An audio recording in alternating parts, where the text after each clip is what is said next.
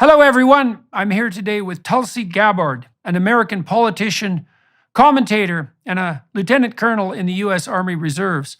She served as the U.S. representative for Hawaii's 2nd Congressional District across 4 terms from 2013 until 2021. She was the first female combat veteran to run for president, as well as the first Hindu member of Congress and the first Samoan American voting member. Both during and after her terms in office, Gabbard has been a formidable voice in the political space, leaning right of center, despite her Democrat origins, with continued appearances on Fox News, while retaining more progressive views on topics such as drug legalization. She is the host of her own program, The Tulsi Gabbard Show, where she continues to speak on relevant issues with the following axiom firmly in mind: country before party. Thank you very much for agreeing to talk to me today. I'm looking forward to this conversation. I thought maybe we'd start by talking about your experience, your history with the Democrats. If you could just walk us through that. I mean, you had a stellar rise within the confines of the party, and then a certain amount of friction. And maybe you could just walk us through that. You were elected very, very young. Yes. And so maybe we could start with that. And could you just tell the story of being involved with the Democrats? Well, I growing up here in Hawaii, it's a beautiful place, and from a young age, had a pretty deep appreciation for the importance of protecting this place, protecting our oceans and the preservation of clean water. We get our water here from water aquifers, and as the most remote island chain in the world, protecting those resources are essential for life. And so my motivation and drive to run for the State House of Representatives here in Hawaii when I was 21 years old in 2002 really came from that motivation to want to be in a position where I could actually do that. They wanted to build a big landfill over one of our big water aquifers here, which, even for me as a teenager seemed like such an absurd idea and risk, because once that water is contaminated, then it's done. And so I was part of, I went out and got petitions and signatures and joined others to be able to try to stop that, because it was being, the wheels were being greased by a corrupt politician, essentially, who was trying to help his buddy who ran the landfill business. And it was a great experience for me as a young person to be a part of stopping that from happening. And that's what drove me to run for office when I was 21 years old. It was not out of any kind of design like, I'm going to have this big political career and this will be the first stepping stone to get to somewhere else. It was really driven by a desire to be of service and make that positive impact. I chose to be a Democrat. My family it wasn't one of those like legacy party affiliation things that you just did. I really was thoughtful at that time about which box I wanted to check in filing those papers to run for office. And, for us here in Hawaii, the origins of the Democratic Party really came from a party that fought for people, kind of a more populist perspective. We had plantation workers who were being absolutely abused and taken advantage of by the huge landowners here in the state that was essentially being run by elite, wealthy Republicans at the time. And it was a Democratic Party that fought for those who didn't have a voice. It was a Democratic Party that celebrated civil liberties, that celebrated freedom and individual thought, this big tent party that really was rooted in kind of those traditional liberal JFK-esque ideals. And it was a party that had many voices that spoke out for peace. And so all of these different things really drew me to the Democratic Party as a party that would fight for the voices of the people. In Canada, we have a socialist tradition, the New Democratic Party, and I worked for them when I was a kid. The man I worked for was the father of Alberta's last premier, second last premier. And a lot of the people that were involved in the NDP were labor leaders. And it was well known in Canada that the Conservatives were the party of the establishment, and the Liberals were, well, they played both sides against the middle very effectively. And the Socialists, the NDP, British Socialists, rather than the communist type, they're really the voice of the working class. They're the voice of the unions, and the working class needs a voice, obviously. And I think, well, the NDP did provide that to some degree in Canada, and the Democrats historically did provide that. That seemed to go pretty damn sideways with Clinton. Yeah. And I think it looked to me from an outsider's point of view, and I was rather appalled by this, that the Democrats had decided to sacrifice their traditional base, the working class, the committed working class, for something approximating the politics of division and this, whatever this new narrative is of oppression and victimization. And I don't think that worked out very well either, as far as I could tell, because my sense of the Clinton-Trump debacle was that it wasn't so much that Trump won, although he certainly did. It was definitely the case that Clinton lost. And I think she did that by sacrificing the interests of the working class. Trump just vacuumed that up in no time flat, masterfully, I thought. He seemed to have that ability to communicate with working class people, interestingly enough, and they trusted him. At least they trusted him in comparison to Clinton. Yes. So you were interested in the Democrats because of that working class voice tradition.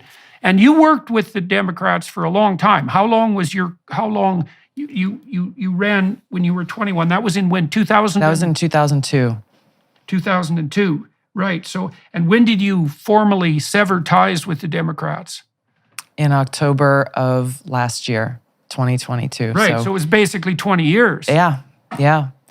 I did not spend all of that time in politics. I left the State House when I volunteered to deploy with our Hawaii Army National Guard unit because the events of 9/11, like so many Americans, changed my life, changed my perspective, and I had enlisted in the military, motivated by what happened there, to go after the Islamist terrorists who attacked us on that day. And so I was campaigning for re-election here in Hawaii in 2004, which looked to be a pretty easy re-election here and to continue the work I was doing. Our unit, or the National Guard unit, was activated for a deployment to Iraq. I was told by my commander, congratulations, you don't have to go. Your name is, we've already got someone filling this job in the medical unit where I was serving.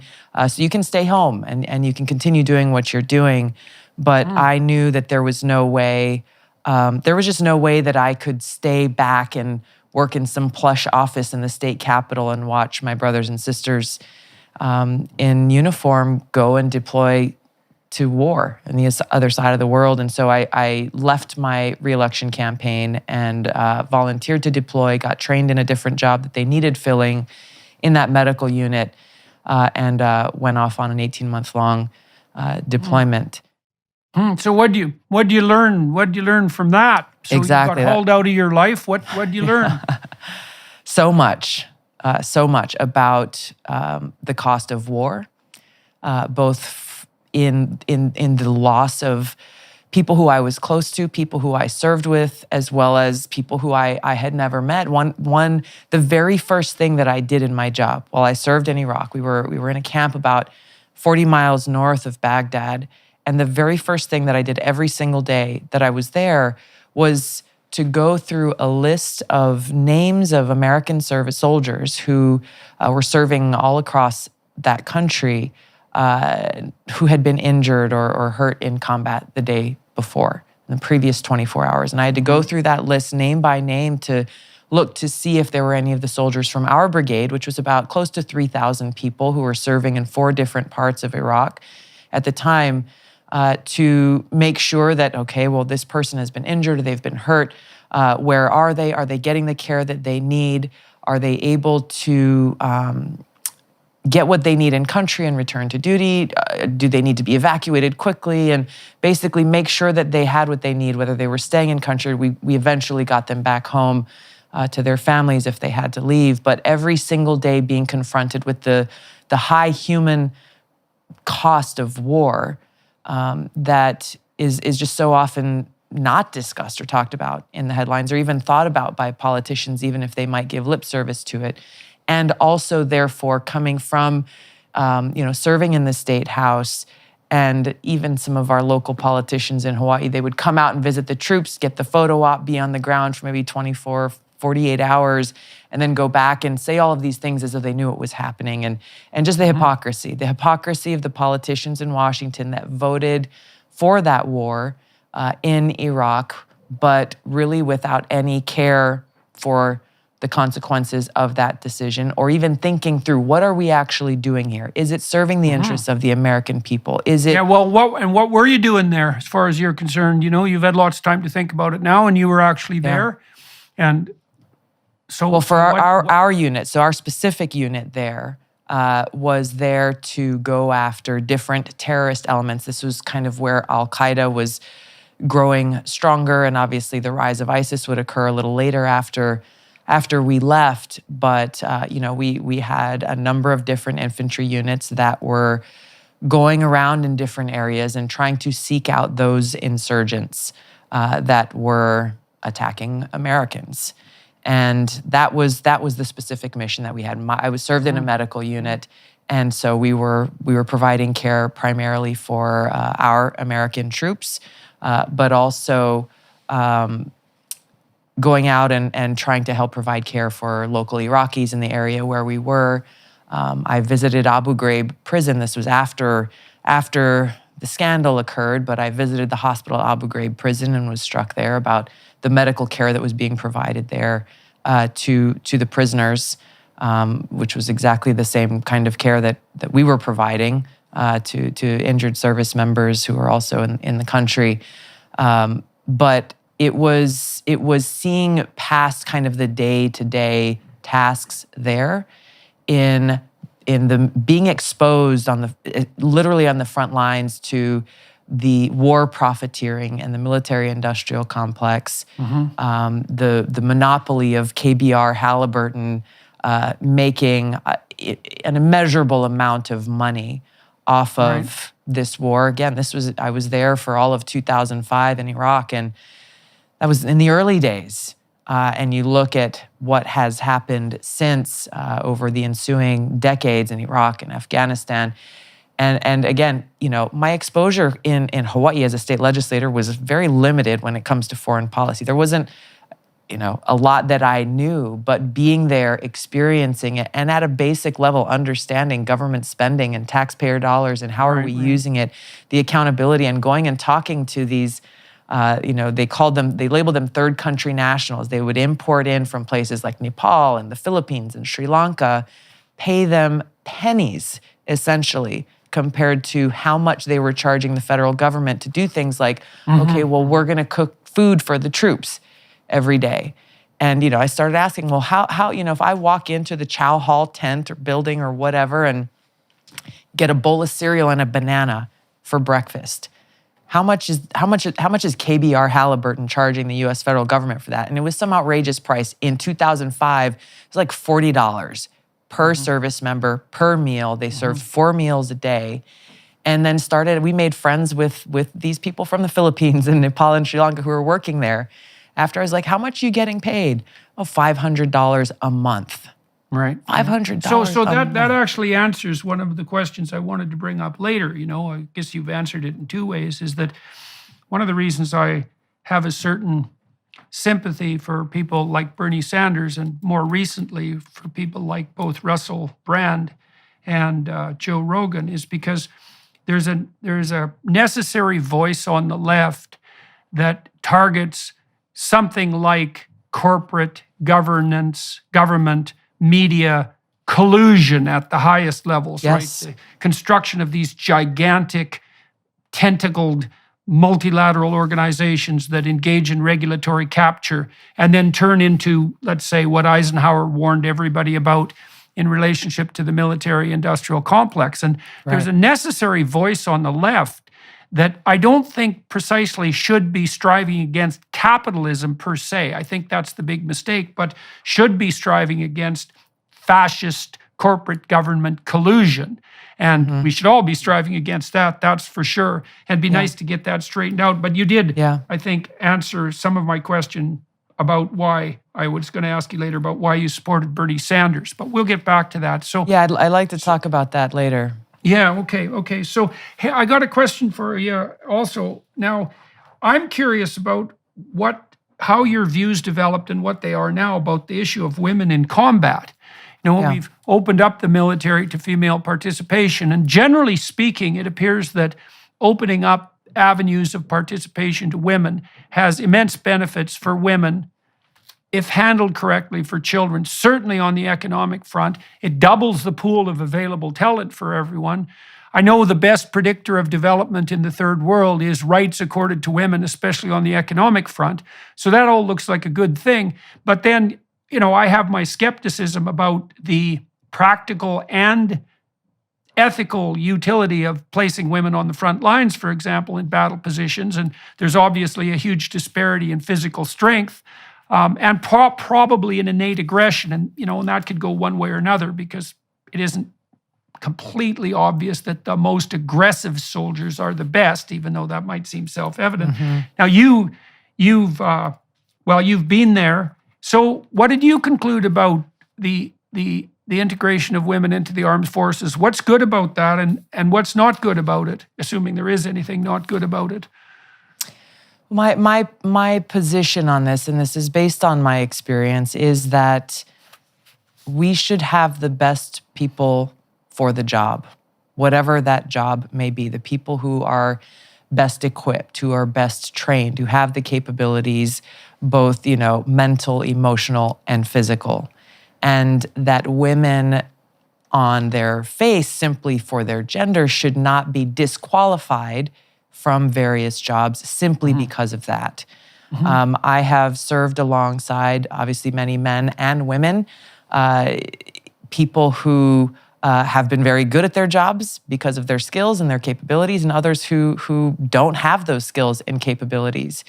And so whether those jobs are serving as an infantry soldier or an artillery soldier, whether you're serving in a combat unit or a support unit, what I want, both as a soldier, who I want to be serving alongside, but also I think when you look at this from a policy perspective, what we should want as a country is we need the best people who are best equipped to do the job. Not all women are best equipped to serve in a combat unit. Not all men are best equipped to serve in a combat unit. Yeah. So there should not be an arbitrary standard simply based on gender, but rather set the standard. And if you meet the standard, whether you're a man or a woman, then you want the job, go get it. I don't believe so it's pure merit-based evaluation. Correct. As far as you're concerned. Correct. I guess that brings up two problems, I suppose. One is that there are physical standards set for jobs like firefighter and policeman and obviously military practitioner, soldier. And those standards, especially in elite units, are extremely high. I mean, they're high enough so most men can't manage them at all. And because of the difference, especially in upper body strength, women have a lot of stamina, but difference in upper body strength really differentiates men from women. If the physical standards are set high enough to exclude, say, 95% of men, they're going to exclude virtually all women. And then the question comes up, well, should you keep the standards? And obviously some level of physical prowess is necessary, but if the standard is 100% exclusionary on the sex front, then it raises the question of whether the standard itself is sexist, let's say, in a counterproductive manner. And so, sure. Thoughts Well, about that? I think the question is what is the basis for the standard? I know that there are some standards that have been set traditionally, and in the military, well, this is an elite unit, so the standards must be exclusionary, so we only get the most elite people. But are those standards simply based on a concept of elitism, I guess, in this context, or are they set based on the conditions that soldiers serving in that particular unit will be likely to face? Are they based on the reality of the requirements of the job? And so if we're in a situation, and there are jobs, both in the military, as you mentioned, first responders and others, if those standards are set on a realistic assessment of what this job will require, and it turns out that, hey, 1 out of 100 women who apply actually qualifies, then so be it. Whatever, if there are a greater number of men who qualify, then so be it. If we have yeah. people who get these jobs who cannot do the job, then it's pointless. And it puts themselves and it puts the entire unit and mission at risk in doing so. Well, there's a measurement science that's been devoted to this for a long time. And there are actually guidelines for psychologists who do assessment, let's say, in relationship to a particular job. Some of those are enshrined in appropriate law. And then the notion is, first of all, that you have to do a job analysis, which is, okay, what is it that the people who are doing this job, who are good at it, spend the bulk of their time doing? Sure. And you can measure that, although that's not easy. For example, it's not that easy to measure the performance of a middle manager, for example, in a corporation, because the outcomes are difficult to specify. But you can do a better or worse job of that. And if you do a good job, then you can find out what predicts prowess, and you can do that statistically. And then you define merit, right? Merit is what makes it likely that you will do very well doing whatever this job is for. That's merit. And that can be handled properly. The problem is, as you alluded to, if you accept merit defined in that manner as the gold standard, then you're going to have to accept the outcome, which is that there isn't going to be radical equity at all levels of analysis in the candidate pool.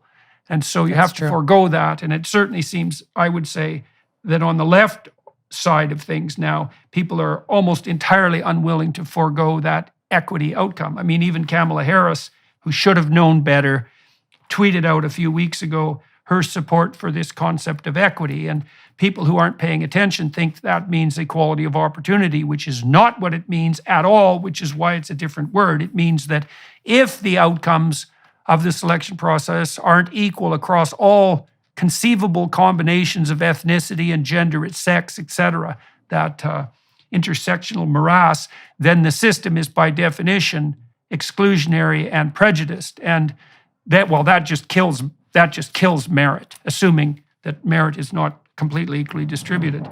Now, one other question on the female front. So one of the things that's disturbed my conscience with regards to women on the front lines is that there's always the possibility that you'll fall into the hands of the enemy. And it wasn't very much fun for, let's say, British and American prisoners of war in Nazi camps in World War II, although there were some Geneva Convention arrangements that were still in place. But I can't imagine what it would be like to be a frontline woman who fell into enemy hands. I mean, that's a level of absolute bloody catastrophic hell that I think that we should be very, very cautious about exposing anyone to. And so I have a proclivity to think that women are differentially susceptible to exploitation on the captured enemy front. And I don't know exactly, given credence to what you say about making sure we have the most qualified people, maybe you can ask people to face their death. I don't know if it's okay to ask them to face endless gang rape and then death. That's pushing the envelope. And so I don't know what you think about that. I imagine that thoughts of that sort must have gone through your mind from time to time. Sure. It is the most war is tragic and ugly, to say the least. And you're facing some of the most horrific conditions, which is one of the reasons why I don't support the draft, is because as a soldier, I don't want to be serving alongside anybody who hasn't made that choice to be there, who hasn't made that choice to be willing to make those sacrifices, not only to give up one's life in service to our country, but to face the plethora of what could be the absolute worst case scenarios. That's my perspective. And so whether it's those scenarios are facing a male or a female soldier, these are some of the things that, both the training of the practical implications, but obviously the mental preparation for how anything could possibly go bad is essential before sending troops into that situation. Okay, so it sounds like your sense is that, if people have been fully apprised of the risks, and I think we outlined the most substantive risk on the female side, if people are fully apprised of that risk and there's evidence that they actually understand what that means, which is no simple matter, that it's okay to allow them to make that choice. But that's partly why you introduced the idea that there's no compulsion in military conscription. Yeah. Also partly because you don't get the best out of people if they're compelled, Exactly. obviously. So, okay, so anything else on the combat front, or can we turn back to the Democrats? I'd like you to do a... Well, I'll walk us back into that because it is what motivated me to run for Congress. We talked about, okay, well, I've been with the Democratic Party for 20 years. I chose to join the Democratic Party.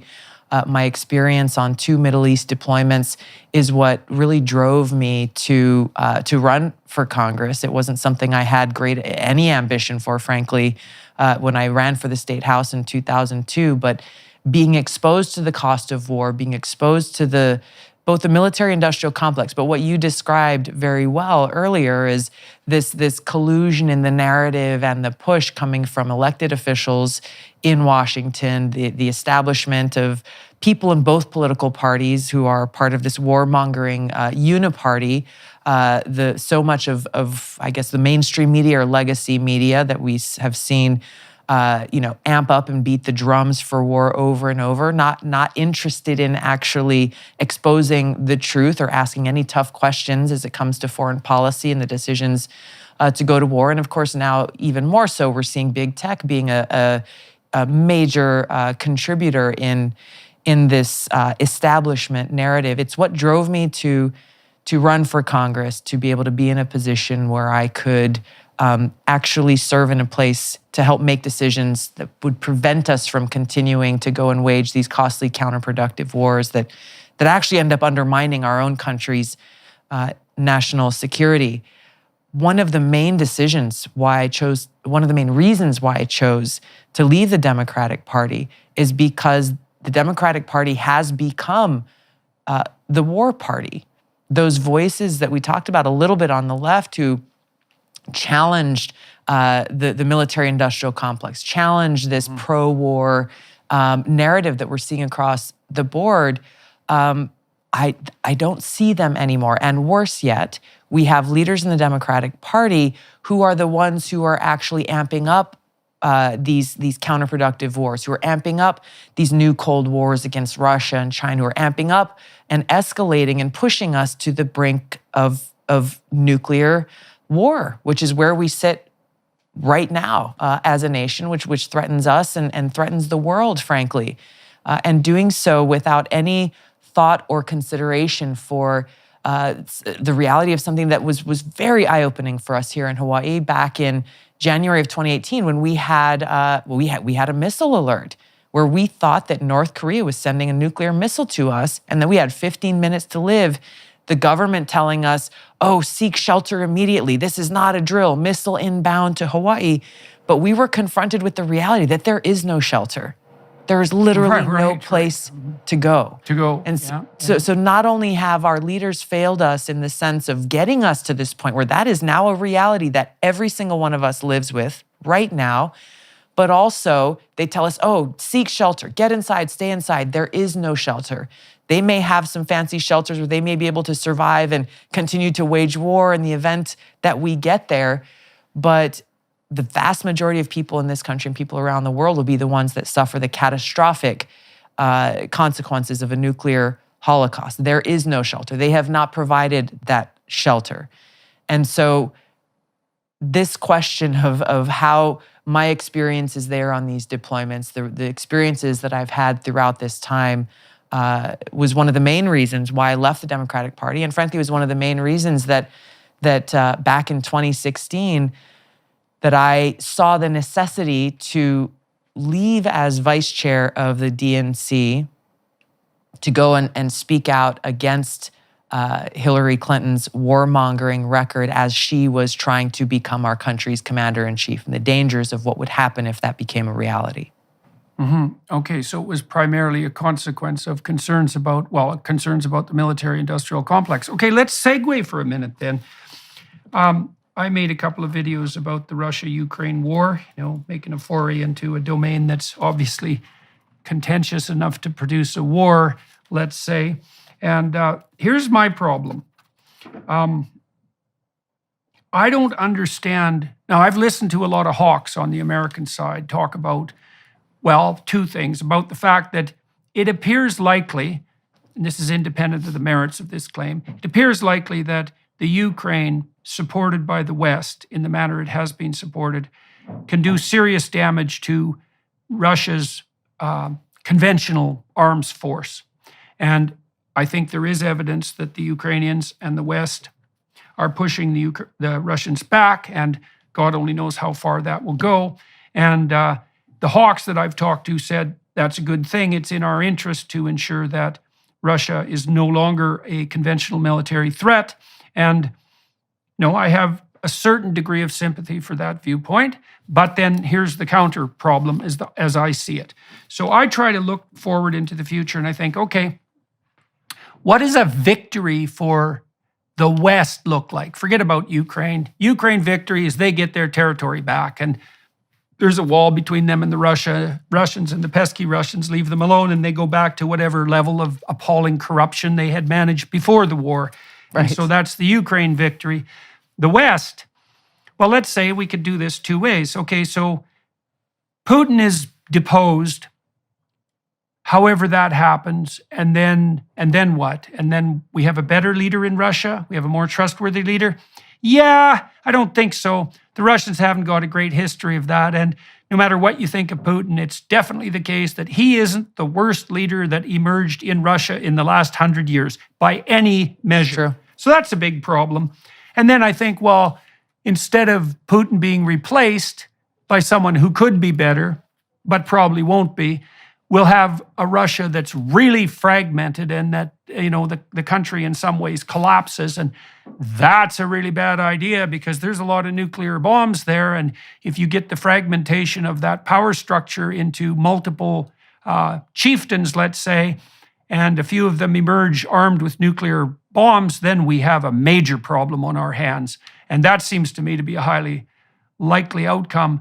And then if we weaken Russia severely and permanently, then we have the problem of a severely and permanently weakened Russia. And that's a big problem because they produce a lot of fertilizer, and the Europeans happen to be dependent on them for a lot of their energy needs. So that doesn't look very wise.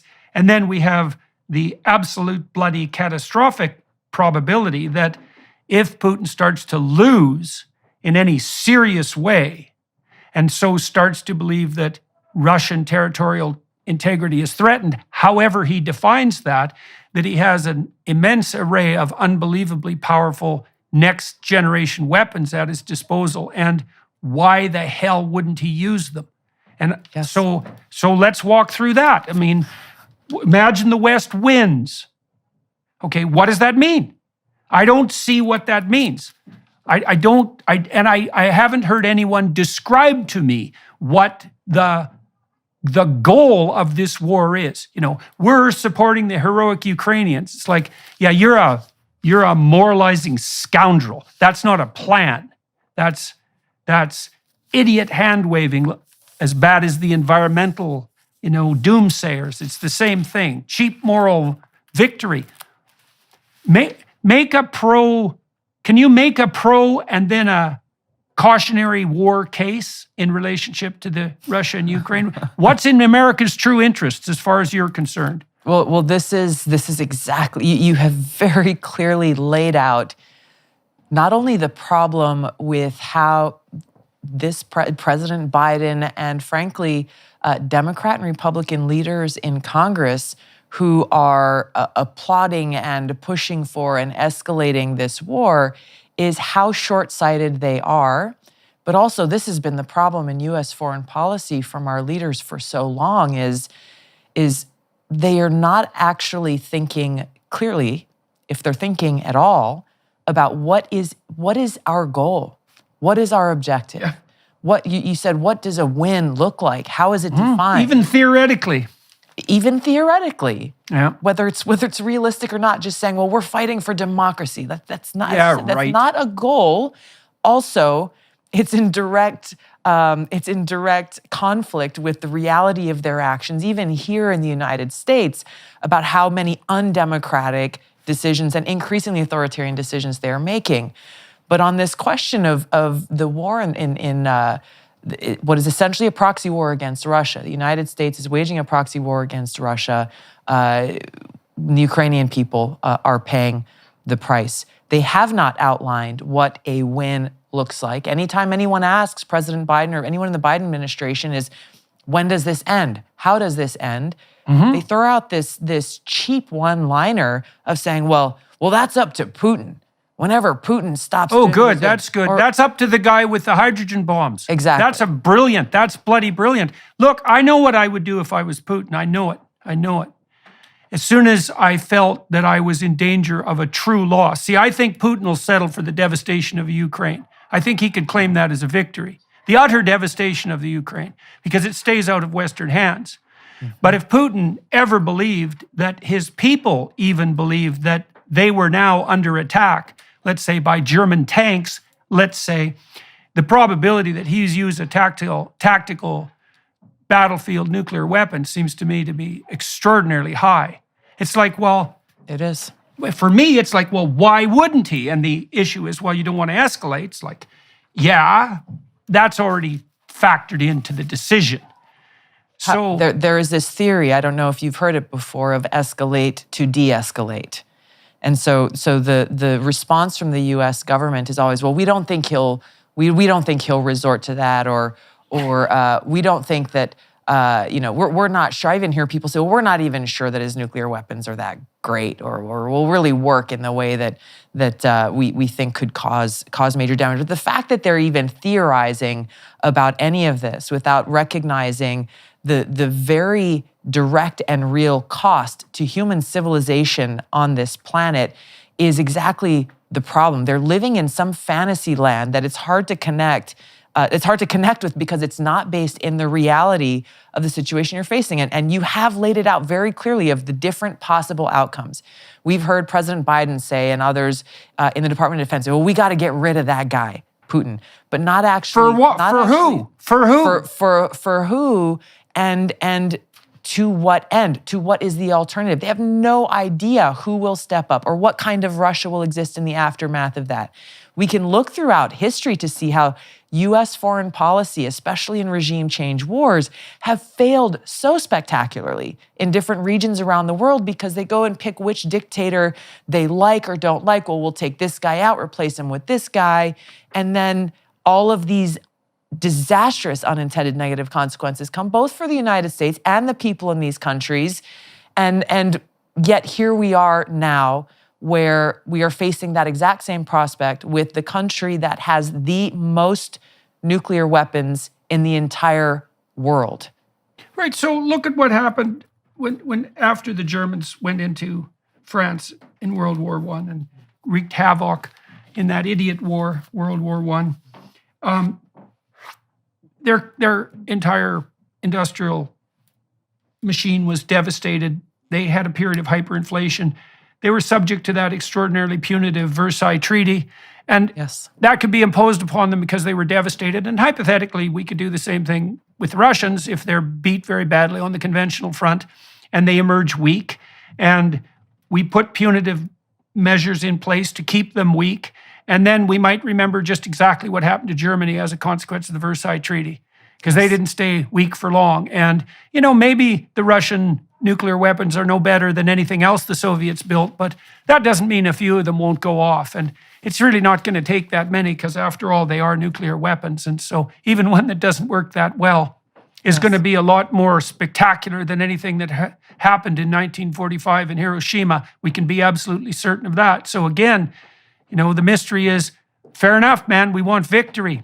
Okay, no problem. What's the victory?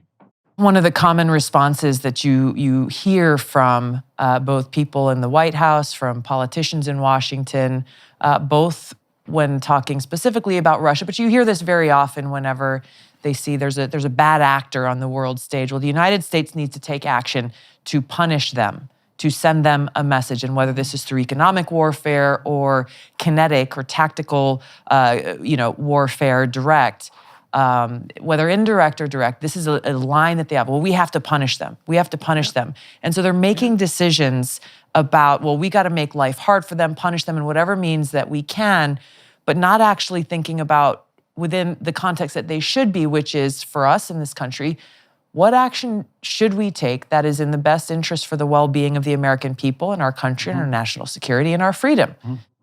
And who's the them? That's the other thing. So, well, Exactly. we need to punish the Russians. It's like, well, who exactly are you talking about here? Right. Are you talking about the elites that are in control? Are you talking about the whole damn population? For how long? And as you already pointed out, to what end? To what end? So to what end? To what end is all this? And well, we touched on that a little bit. You can't help but, and this is where I suppose I turn into a leftist in some real sense, at least in relationship to what you might describe as a stance against gigantism. It's like, to what end? Well, how about military industrial profits that are staggering? How about that end? And if there's no other end in sight, and I'm not particularly skeptical about capitalism except in its gigantism forms, it's like if there's no other end being outlined, well, I'm going to go with profit as the motive, because if you have a better theory, man, lay it out. But I don't see anything. And given that it was Eisenhower who knew what he was talking about, having been Supreme Commander of the Allied Forces, when he warned about the military-industrial complex being the biggest threat we faced back in, about 1959, that was something to take seriously, and it's something to take seriously again. Yes. So what, do you have any sense, and have you talked to anybody who, as far as you're concerned, has some reasonable vision about what actually might be done in a sensible manner on the Russia-Ukraine front?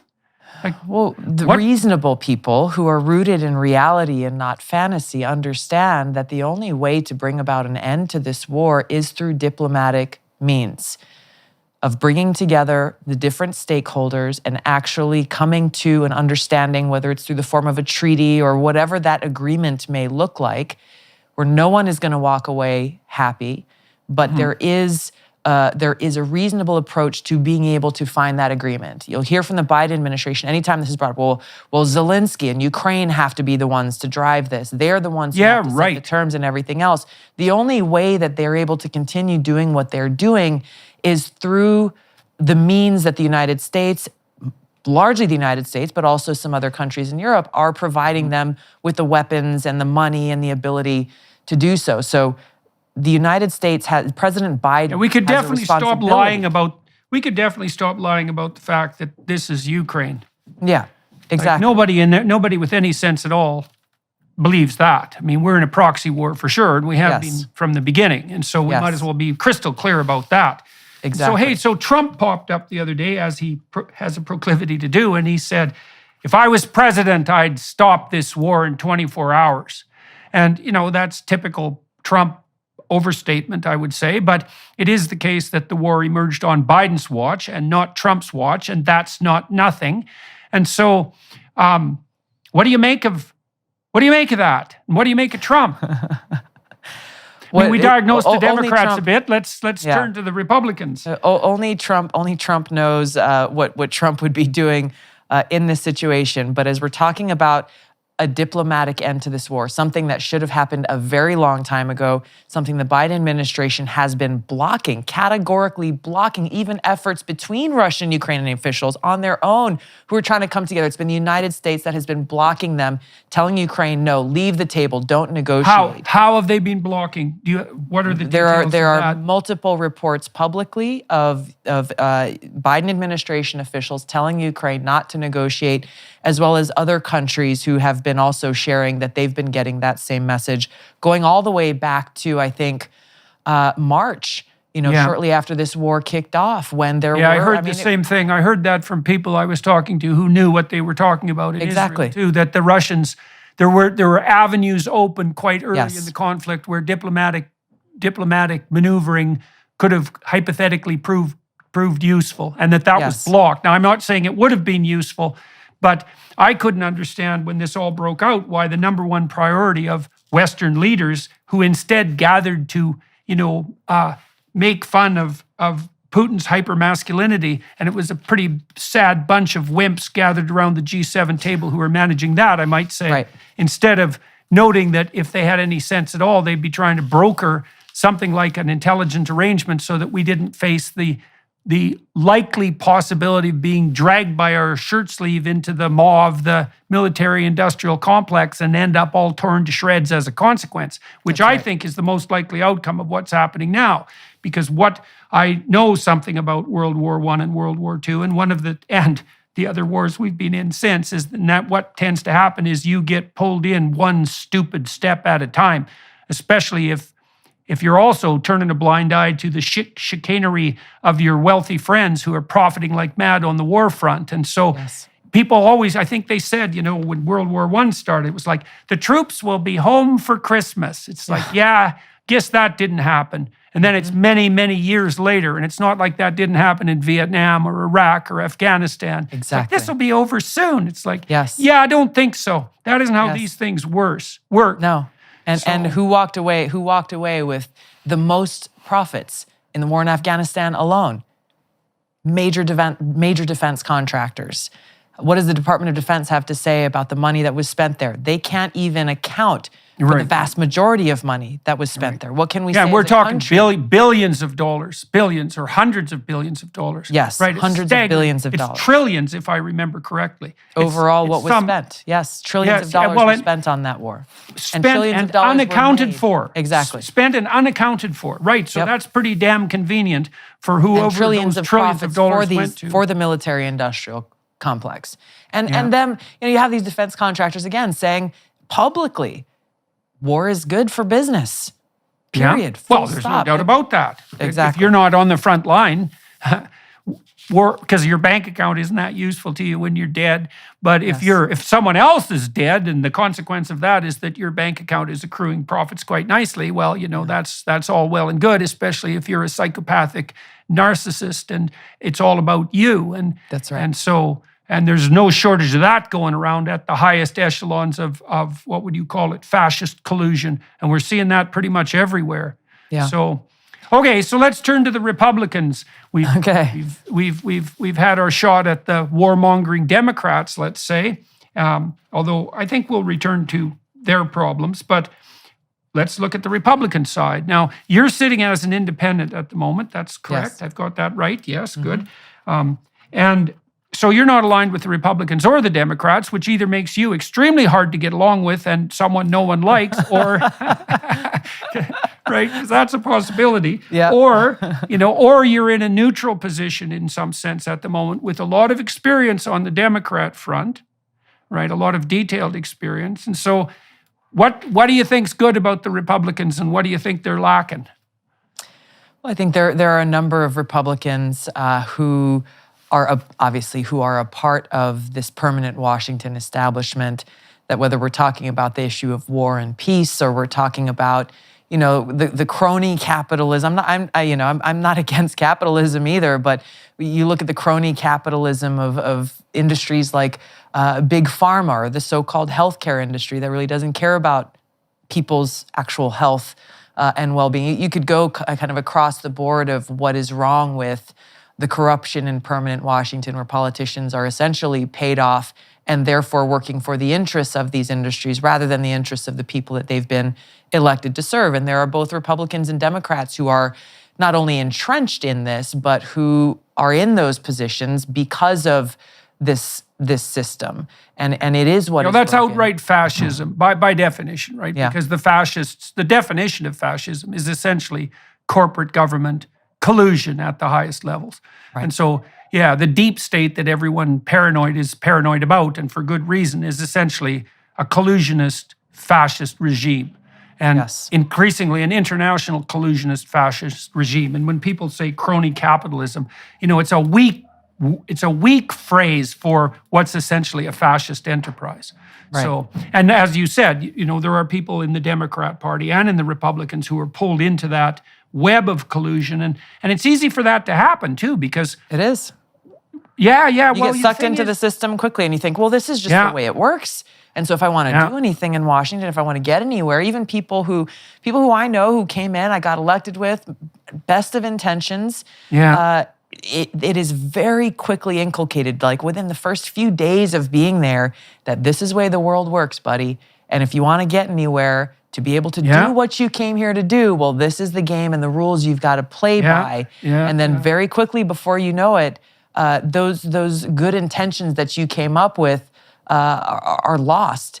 And you are no longer serving the interests of the people. You have become a puppet of those who are the puppet masters. Well, you are a neophyte when you first enter the ring. Even once you're elected, I mean, in terms of the constituents you represent, you're sort of at a pinnacle. But as a newbie in Washington, you're lost. You're a freshman. They're literally called freshmen. You get elected and you are the freshman class. And you've got no knowledge and you've got no allies. And then there's also going to be the part of you that wants to hang out with the cool kids. Exactly. And so, right, absolutely. And some of that's actually just humility, is that because you don't have any allies or friends and you do need to know how the system operates. And so that's a big problem. So what did you face? But you have to be grounded in principles. You have to go there and be grounded in your principles and your mission and your purpose, which was not just to go and get along and be around this interesting group of people and get the fancy title, though that is some people's purpose. But in order to be truly effective there, you have to go there and be very grounded in your principles and purpose so that you don't then become the puppet for these other powerful interests. And that frankly is exactly what I went through. Is when I got to Washington, I was lauded as oh my gosh, she's a rising star. The headlines, she's a rising star of the Democratic Party, and checking all the different boxes of all the things that they look for, the labels that they're looked for. She's a woman of color, she's a veteran, she's this and she's that. And then they realized oh, hold on a second. She's not just going to allow us to control her. She's not just going to read the talking points that we send out in the morning email. She's not just going to vote based on the way that we tell her to do. They realized that I wasn't there. Was we the DNC essentially? I mean, my experience with talking to congressmen in Washington has basically it's actually been somewhat. It's been disenchanting, and I've also developed more sympathy for the Congress people. Because while they have hard jobs, it isn't obvious that anyone sensible would ever take that job, even though it's necessary that they do. Well, the new congressmen, they spend 20 to 30 hours a week fundraising. They can't do that in their offices. They have to rent another office, and they spend all their time on their phone. So they're basically glorified televangelists or telemarketers. 40% of them don't live in Washington and sleep in their offices, so there's no community there.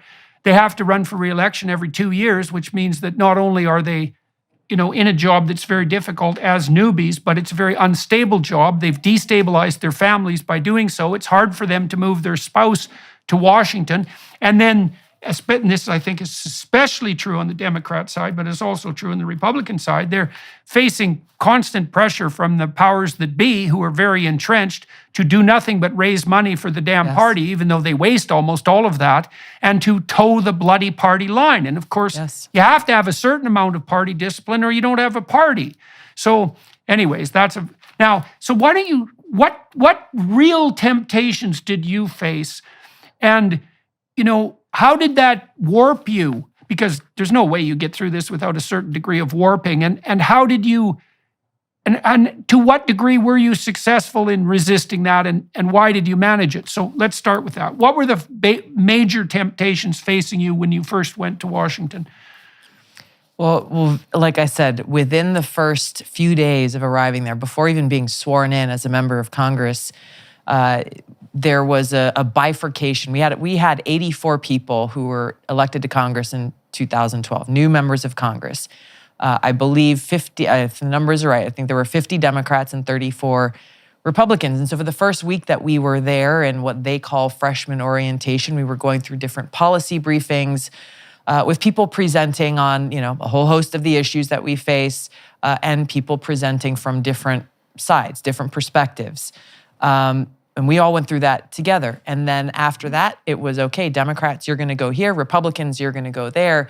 And that's where two things happened. Number one is the partisan direction coming to members of Congress, basically preaching, in a nutshell, it is party first.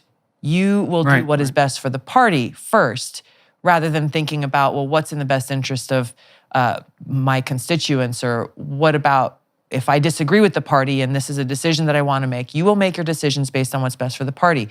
If you have an idea to introduce a bill, best not to go work with someone from the other party, because that'll make them look good. It'll make it harder for us to beat them in the next election. Yeah. So not about how do we solve problems, not about how do we be effective in serving our constituents, all about the party power, keeping power, getting it back. Those are the two things. And both of us got those same messages from our respective political party leaders. Mm-hmm. Part and parcel of that was exactly what you talked about. There was a PowerPoint slide that was put up. I remember it very distinctly because it was so shocking about, here's what your day will look like and how many hours of the day, morning, noon, and night, will be spent either at fundraisers with lobbyists representing different industries, or, as you said, on the phone, off-site, making calls to those lobbyists to try to get more of them to come and give you money at the next day's fundraisers, breakfast, lunch, and dinner. And as I was looking at this slide, it was split up hour by hour. Here's what your days will look like if you're doing your job. Your 16-hour days. Exactly. And how the vast majority of a single day was not spent studying issues that you would have to tackle in committee, or, working on legislation that you're going to introduce. The vast majority of hours of that day would be spent fundraising from lobbyists representing special interests. And that's the expectation. To get on certain committees that you want to get on, you've got to give the party a certain amount of money, and all of these different things. And that's the frustration that the American people have with our politics right now. And obviously it's been going on for a long time, is we know this. We can see through their results that they don't actually care about making decisions that are in the best interest of the people, or actually solving these problems. It's being reactive. And ultimately, when it comes down to it, when you hear what they are saying, for example, like, oh, well, prescription drug prices are flying through the roof and people can't afford insulin. Diabetics can't afford insulin, and seniors can't afford the medicine that they need. But when you actually look at the results, even though politicians complain about it, there's not a regulation of big pharma that would actually seek to start solving some of these problems in the ways that people need help. And that's just one example of many. Here's maybe part of the underlying problem. So I went to the Republican Governors Association meeting in November, and I remember one of the people who presented, they were trying to rally the troops to some degree, sharing policy information amongst themselves as governors. And a lot of the Republican governors are pretty good at implementing micro policies, and there's something to be said for that, right? That boots on the ground, pragmatic competence. They weren't very good at putting forward a vision, and they weren't really very good at even rallying the fundraisers, with a rousing call to action. And I think that's a problem on the Republican side. But one of the presentations was extremely interesting to me as someone interested in measurement, because the person got up and talked about how effective the Republicans had been in certain jurisdictions, in certain key elections, in outspending the Democrats on the advertising front. And I thought three things at the same time. The first thing I thought is, there is almost no evidence that election spending has any effect whatsoever on the outcome of the election. It's a marginal effect at most.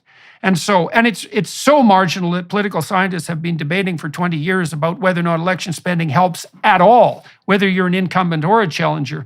And so the fact that, so that's a big problem. It's like, it is not obvious that what you're paying for works. That's a big problem. Second, why in the world did we ever assume that the right metric for electoral competence in running a campaign is how much money you spend? No one in their right mind thinks that the right measure for doing a bathroom renovation properly is the fact that it cost $1 million when it could have cost $10,000. Sure. That's just preposterous. So it's a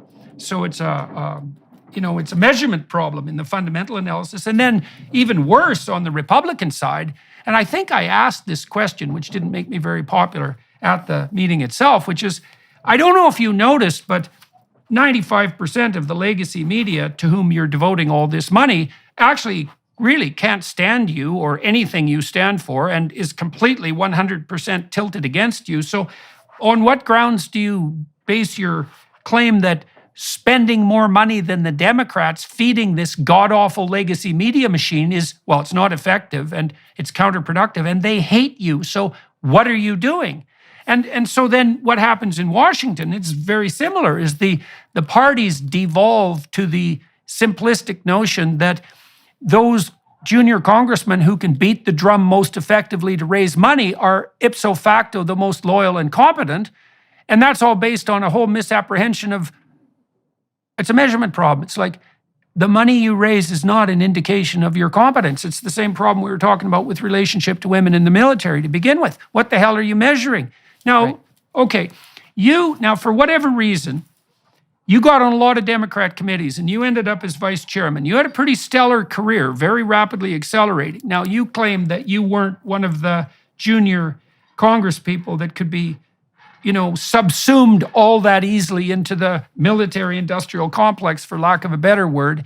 So if that was the case, then why in the world were you also able to move into leadership positions in the Democrat Party? Because hypothetically, you would have had to go along, and I'm sure you went along to some degree, but you would have to go along. That's what they're telling you. You have to go along to get something done. But you're saying you didn't particularly go along, or at least not always, and yet you had a stellar career. So how is that possible? These opportunities, these vice chair of the DNC. We'll start with that one. Because I was a top official of the National Democratic Party from 2000, I guess I was sworn in January 2013 up until my choice to leave that position in 2016. I was sitting in the back seat of a car shortly, it was around the time of President Obama's re-election inauguration. I got a phone call saying, hey, what would your answer be if you were asked to serve as vice chair of the DNC? I had been in office for less than a month. And my response to this person who called me was, I don't know. What is a vice chair of the DNC? What do they do? What would the expectations be? What would, what kinds of things would I be able to do? Is this just a by name thing, or would I actually be able to do something? I didn't have any idea what that was. But I was offered that position, and I thought, well, hey, I agreed to do it because I thought maybe this is an opportunity for me able to bring and affect some change within the Democratic National Party. So a lot of these different things came to me without me seeking them out at all. Why?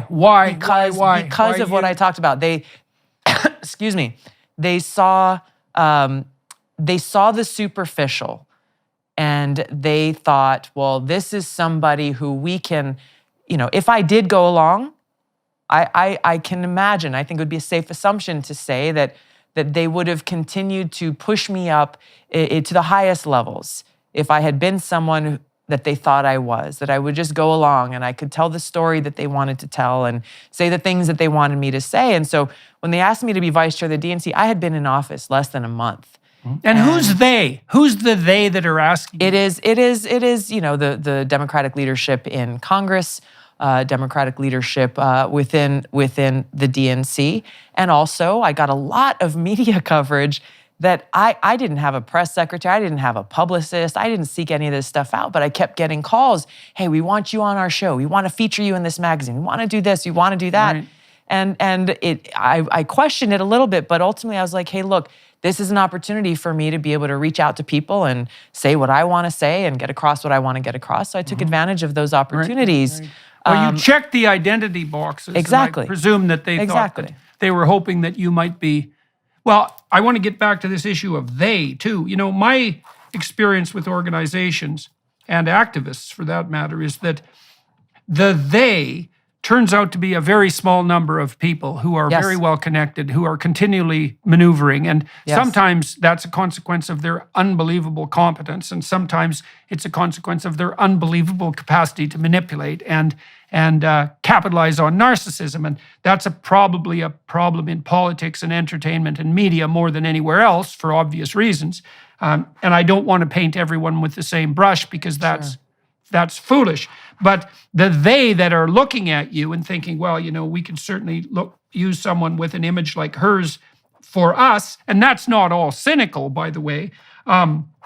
Who are the people who are making those decisions as far as you're concerned? If we go back, say, well, when you were asked to serve as vice chairman, who is making those decisions? Well, I mean, obviously Nancy Pelosi is one of them.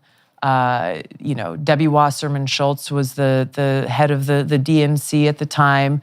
There were people in the Obama administration. There are people who were not elected officials, and within the DNC, I'm sure there were probably political donors as well who had a part of that. But we'll start with Nancy Pelosi. I had won my primary election here in Hawaii in August of 2012.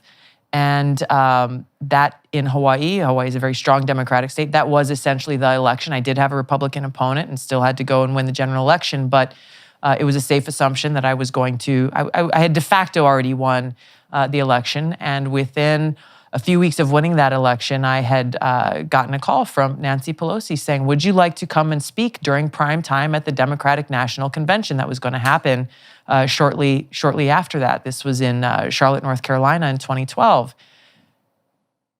Someone who had not even yet been elected to Congress for the first time being invited to speak Must on have been prime shocking. time. It was. I was surprised. bet. I was very I bet. surprised. The topic she was asking me to talk about is one that is obviously near and dear to my heart, to talk about veterans. And so I said, yes, of course, I will do that. I went there and I spoke and I did interviews with just about every media channel that was out there. But all of these different things, there were not opportunities that were given to the vast majority of people. I guess I'll put it that way. But my decision to leave as vice chair of the DNC was one of those pivotal moments where, in the lead up to making that decision, it was driven by a couple of things. One was the recognition of the rules of the DNC is that you're as an officer of the DNC, you are not involved in tilting the scales or getting involved in Democratic primaries, especially Democratic presidential primaries, that you have different candidates, they go out, they make their case, and then the party coalesces around whoever the winner of that primary is.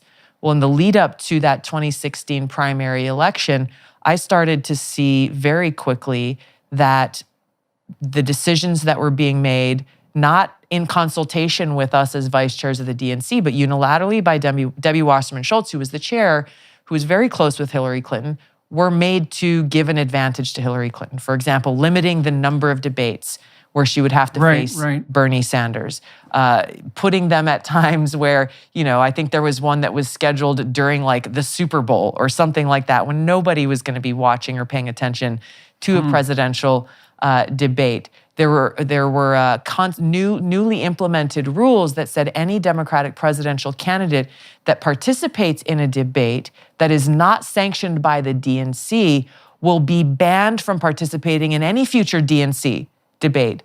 And for me, I'm just thinking, like, if our purpose and our cause is to increase involvement and engagement in our democracy, to get more people to pay attention, to learn more about these different candidates, to actually have a real dialogue about these important issues, why would you be punishing someone for going out and trying to engage in doing exactly that? Why would you be trying to limit the debate that the American people can be exposed to and involved with?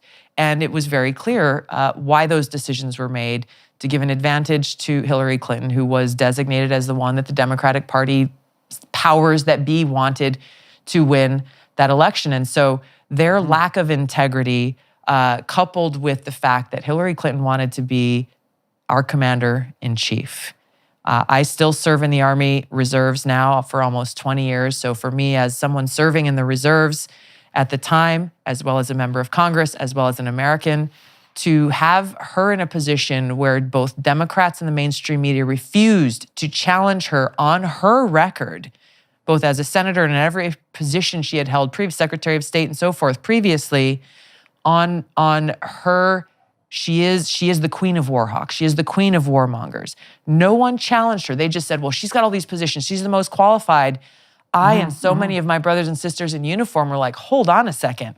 You need to ask her and hold her to account for the disastrous consequences for the decisions that she has made, the wars that she has advocated for, the things that she has done that has not only undermined our national security, but come at great cost to the men and women who volunteer to serve this country. Why do you think, okay, two questions on the Hillary front. I mean, one of the reasons she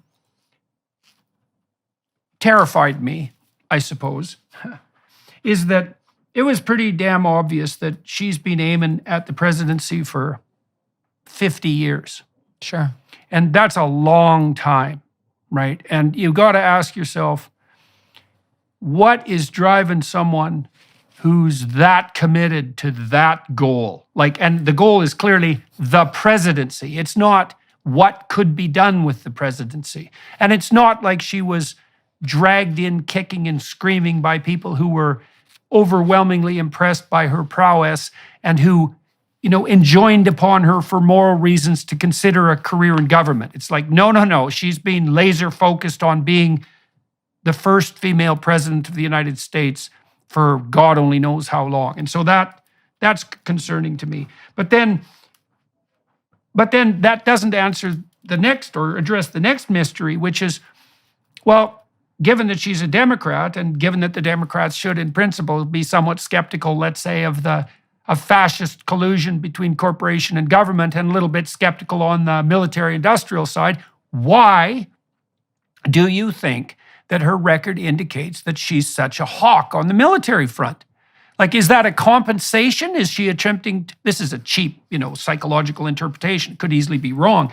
Is she trying to look tough on the foreign policy front to mitigate against any criticism of the fact that she might not be capable of that? Or what's going on? Why is she doing that? I don't think that's such a cheap analysis or assumption to make, because that is a reality, and that is one of my fears, not only about her, but also about some others who have been in those types of position. You look at someone like Kamala Harris, for example. She's a breath away from the presidency, and I have lost track of how many feeble breath, conversations. Unfortunately. Yes, exactly, which is incredibly concerning. I have lost track of how many American service members I have spoken with who are absolutely terrified about the prospect of a President Harris. For that reason, she's proven. You mean facing off against someone like Vladimir Putin, for example? Wouldn't that be lovely? Kamala Harris versus Vladimir Putin. Oh yeah. Or anyone, but somebody like her who is weak, who lacks understanding in foreign policy, who feels the need to prove herself, to prove her strength, to stand up with the big boys and look tough, and somehow believe that, well, hey, the best way to do that is to go drop some bombs somewhere and start a war. This is a terrifying prospect for someone, and you see this, yes, with some women who feel like they have to go and look tough, but that only happens if they're not actually internally strong individuals themselves. But we also see this with some of the male leaders in this country. We saw how how people react, again, like in the media and politics, how they react when we go to war. We saw how Nancy Pelosi and Brian Williams and others declared Donald Trump. This is the first time he seems presidential, when he decided to go and launch some rockets and missiles against Syria. People who hated him, people who could not stand him and were obsessed with trying to destroy President Trump, all of a sudden he goes and launches some bombs, and they're all over the television saying, well, finally, he's acting like a president. Give me a break. Right. This is the problem with the lack of leadership that we have, and how you started this question asking about how is it that the Democratic Party, that should be the party that is at a minimum skeptical and cynical about the military-industrial complex and going out and starting new wars and regime change and all of this stuff. Well, they have become party to it, part and parcel of it, and have become that machine that benefits from all of this. And so they can't. It would be self-defeating for them to now exercise skepticism or challenge. And this, I want to jump back to a question you asked earlier we didn't get to finish, which was, what are some of the positive things that I'm seeing in the Republican Party right now? We see at a minimum, there are dissenting voices within the Republican Party, for example, on the issue of this proxy war against Russia. There are not enough to be able to make a legislative change at this point. I hope that changes. But there are a growing number of Republicans who are saying no, expressing a lot of the concerns that we are. And from a Republican Party perspective, there's I'm not aware of any punitive measures being taken against those members. So even though they are not part of the establishment in the Republican Party, there is that room for dissent. There is, and I've experienced this myself, there's that room for open conversation and dialogue. Whether you agree or disagree, there's a growing movement of concern about, these wars and a movement for peace and a responsible foreign policy. Whereas the Democratic Party has moved in the opposite direction, where you are not allowed to ask questions. You are not allowed to challenge their narrative or their position. You are not allowed to hold a dissenting view because if you do, then they will seek to destroy you and cancel you and smear you and take away your voice. And it's really sad and unfortunate because there's nothing more undemocratic than that. Right. Well, look, I would love to continue talking to you on the YouTube platform, but I know you have a hard out in about half an hour, and I would have really liked to have talked to you some more about Trump. But we should do this again. We should do this again, and we'll find a time that's appropriate and do it again. But wonderful. I would just ask you one final question on this. Sure. In this episode. Then for everyone watching and listening, I'm going to continue talking to Tulsi Gabbard on the Daily Wire Plus platform. I'm going to do a little bit more biographical interrogation, let's say, and that'll be available for those of you who want to go over to the Daily Wire Plus side of the world, let's say. And but maybe we could close with this. So what are your future plans at the moment? Where do you see yourself going? Because you're in an odd political position at the moment, to say the least. You have this immense wealth of experience and reputation, hard earned, and you're in a idiosyncratic position, and you're quite young as well, all things considered by political standards. And so, where do you foresee yourself going, and where would you like to go, and in the next few years, and maybe even longer than that? I will. The short answer is I don't exactly know specifically, but what I do know is that I will continue to do what I've done throughout my life, which is seek out those opportunities and places where I feel I can make the most positive impact and be of service to God, be of service to our country and the American people. I always like talking to you Americans. You're so good at that sort of thing, that whole Mr. Smith goes to Washington thing, which is, well, it's real, and I've seen that. Real. It is real. And I've seen that among Democrats and Republicans alike. There is, despite everything that divides people in the United States, and despite, all the possibility of corruption and all of that, there is still this underlying belief in the essential goodness of the system, and this real desire on behalf of people to be of genuine service and to put themselves on the line for it. It's no joke to give up your life to become a congressman or congresswoman. It's a very tough decision, and we need leadership. I think the thing that just to close out that point here is there is promise in this system, but the system is extremely dysfunctional and corrupt right now. And so whether it's what I'm doing now and being able to speak the truth and try to bring some common sense and reality and sanity to the insanity that we are going through in this country that is threatening our constitutional rights, that is threatening our own democracy, I will continue to seek ways to help lead that change to get us back to the kind of country that our founders envisioned for us. Well, that's a very good closing. And so we will turn now to the Daily Wire Plus part of this conversation. Thank you very much for talking to me today. Thank you. Extraordinarily interesting. I look forward to part 2. Yeah, that'd be good. And so And so for all of you watching and listening, thank you very much for your time and attention. It's much appreciated. And to the Daily Wire Plus people who are producing this, the film crew that's here in Detroit, because that's where I am today, thank you for your help.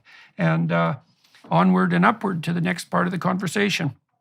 Very good to meet you.